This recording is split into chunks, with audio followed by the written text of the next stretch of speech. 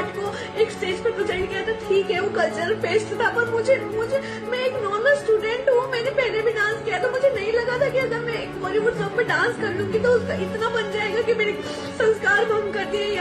ಹುಡುಗರು ಏನಾದ್ರೂ ನಾಲಾಯಕ ಆದ್ರೂ ಕೂಡ ಅವ್ರಿಗೆ ನಾಲಾಯಕ ಆಗೋಕ್ಕೂ ಒಂದು ಫ್ರೀಡಮ್ ಇರುತ್ತೆ, ಆದ್ರೆ ಹುಡುಗಿಯರಿಗೆ ಆ ಸ್ವಾತಂತ್ರ್ಯ ಕೂಡ ಇರೋಲ್ಲ. ನಾನು ತುಂಬಾ ಒಳ್ಳೆ ಮಗು ಅಲ್ವಾ, ಹಾಗಾಗಿ ಎಲ್ಲ ಹುಡುಗಿರು ಬರೀ ಒಳ್ಳೆ ಮಕ್ಕಳೇ ಆಗಿರ್ತಾರೆ. ಅಣ್ಣ ಕೆಟ್ಟವನಾಗಿರ್ಬೋದು, ಅವ್ನು ರಾತ್ರಿ ಗೋಡೆ ಹಾರಿ ಮನೆಗೆ ಬಂದರೂ ನಡೀತದೆ, ಆದರೆ ಆ ತಂಗಿ ಮಾತ್ರ ಸುಶೀಲವಾಗಿರಬೇಕು. ಅವಳು ಕರೆಕ್ಟ್ ಟೈಮ್ಗೆ ಎದ್ದೇಳ್ತಾಳೆ, ಸರಿಯಾಗಿ ಉಣ್ತಾಳೆ, ಅಮ್ಮನ ಕೆಲಸಕ್ಕೆ ಕೈ ಜೋಡಿಸ್ತಾಳೆ, ಒಳ್ಳೆ ನಂಬರ್ ತರ್ತಾಳೆ, ಮತ್ತೆ ಮಲಗ್ತಾಳೆ. ಇದೇ ಮಾಡೋದಲ್ವಾ? ಎಲ್ಲರ ಕಣ್ಣಲ್ಲೂ ಒಬ್ಬ ಒಳ್ಳೆ ಹುಡುಗಿಯಾಗಿ ಬದುಕೋದು ನಿಮ್ಗೆ ಅಭ್ಯಾಸ ಆಗ್ಬಿಟ್ಟಿದೆ. ಇವಾಗ ನಾನು ಹೇಳ್ತಿದ್ದೀನಿ, ಕೆಟ್ಟ ಮಗುವಾಗಿ. ಮಹಿಳೆಯರಿಗೆ ವಿಶೇಷವಾಗಿ ಅತಿ ಹೆಚ್ಚು ಶಿಸ್ತು ಬೇಕು. ಸುಮ್ಮನೆ ಅತ್ತ ಇತ್ತ ಆಚೆ ಈಚೆ ಹೋಗಬೇಡಿ. ನಿಮ್ಮನ್ನು ಸಿಲುಕಿಸೋಕೆ ಅಂತಾನೆ ಎಷ್ಟೋ ಜನ ಕಾಯ್ತಿದ್ದಾರೆ. ಒಳಗಿನಿಂದ ಯಾವ ಗಿಲ್ಟ್ ಕೂಡ ಪಡ್ಕೋಬೇಡಿ. ಈ ವ್ಯವಸ್ಥೆಯಲ್ಲಿ ನಿಮಗಾಗಿ ಅಂತ ನಿಜವಾಗ್ಲೂ ಏನೂ ಇಲ್ಲ.